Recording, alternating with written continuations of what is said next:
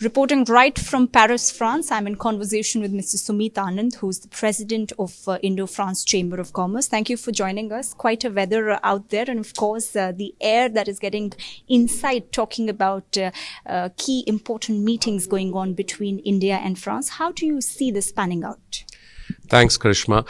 No, I think it's great that we're having this summit. I think the Indian government and the Indian embassy has done a fabulous job.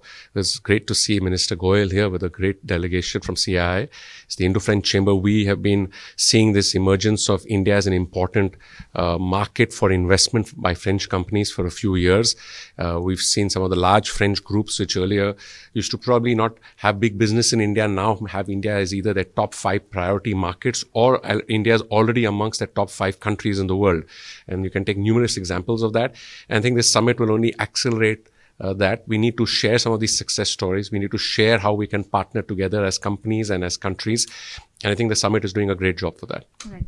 There are key French companies that are also here participating along with the India Inc. that is here to hold key important discussions. What are the sectors you think are under priority? See, the sectors are typically, I would say, where there is a strength in the French corporate sector and where India has a demand, right? Now, traditionally, India has been a consumer story. So we would have seen the traditional French companies like a L'Oreal or Danone, invest in India. But as in the last 9 years, there's been a strong focus on urban development, energy, infrastructure. A lot of the large French companies, and obviously aerospace and defense, a lot of the large French companies, which are world leaders in that space, are investing heavily in India in each of those domains, right? So you can pick examples from aerospace, you can pick examples from waste management, examples from technology with Capgemini, for example. So it's quite diverse now. And that's the strength of the French economy. It's quite a diverse economy. And now that India is growing to the next stage of its growth, I think there's opportunities for companies across various sectors. Right. It's been the era of India to also hold key bilateral meetings when it comes to the trade pact and the free trade agreements that it's been doing. One that is, of course, in the offing with the European Union. How do you see that coming along? The challenge of an India-EU free trade agreement, and I'm not the biggest expert on this, is that India is a federal country and Europe is also a federal framework, right?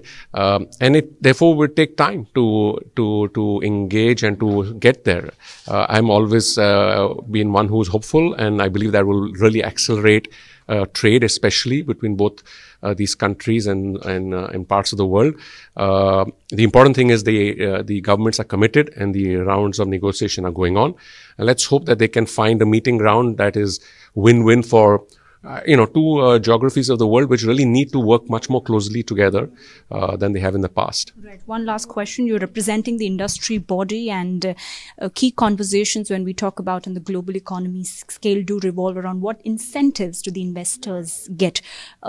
Can something be expected on taxation or any other such kind of incentives that the CEOs have been seeking, something that has been as a want for a really long time?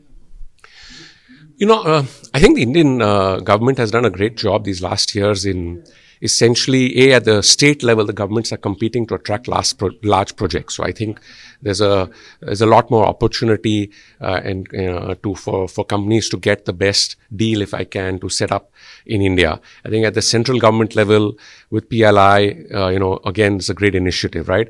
I think what companies often look for is the ability to operate business easily in a country, right? And this make India less complex and complicated as been perceived in the past. And therefore, all the efforts that, the government can make in that direction would, I think, be the most important. So when we talk about ease of doing business, it's largely been centered around some cities, right? If we could have, and I know we have a national metric of that, and that's pushed further, I think that will make the companies feel even more welcome. I really don't think incentives is really an issue anymore, with both state and federal incentives now available in India. Right. And on the global scale, how far are we away from the big R, that is recession? Because key developments coming around also what has happened recently with the banking structure in US, or also you talk partly about Europe. Not a direct impact yet, but definitely expected in the long run. You see the World Bank has also downsized the growth of Indian economy, and so has IMF predicted that it could grow at a lesser percentage scale than what it was expected. No, I think we clearly are in an era globally where which is not a high growth era, and I think we knew that with the events coming out of COVID, and especially last year with the war in Europe. And that's one has to live with that. I think in that the silver lining is that India represents a growth opportunity just because of all the factors that have always favored India's growth, right? And I don't need to go into them from demography, and we've added new factors like digital.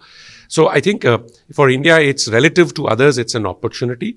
And therefore, I think the word recession is not relevant for India. And I think even globally, people are a little less